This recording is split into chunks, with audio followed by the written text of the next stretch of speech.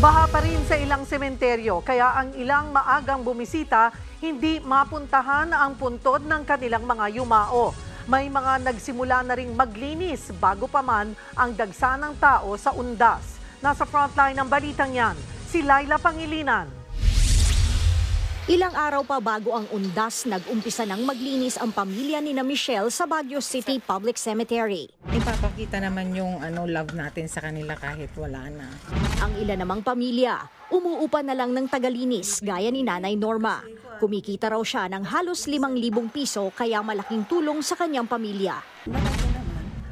Kasi po, marami na mabibili rin yung 5,000. Hanggang Huwebes, October 31 na lang papayagan ng Baguio LGU ang paglilinis sa sementeryo. Muling paalala naman ng mga otoridad, bawal ang pagdadala ng kutsilyo, alak at baraha sa loob ng sementeryo. Nabigyan na tayo ng time sa paglilinis. Kaya hindi na pwedeng magdala ng mga, just like mga axe, mga spade, mga ganun. Kasi diba mga considered as mga weapons. Inaasahan naman ang dagsa ng mga pasahero simula bukas. Kaya ang ilan maaga nang bumiyahe. Bumili na po ako ng mga pang-piyestang patay po na flowers para hindi na po bibili sa baba kasi mas mura po dito.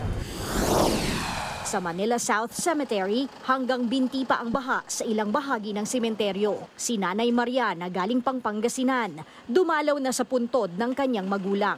Hindi naman nila napuntahan ang puntod ng kanyang pamangkin dahil sa baha. Simula ngayong araw hanggang Linggo, bawal na ang pagpasok ng lahat ng uri ng sasakyan, kabilang ang mga motorsiklo, e-bike, e-trike at bisikleta.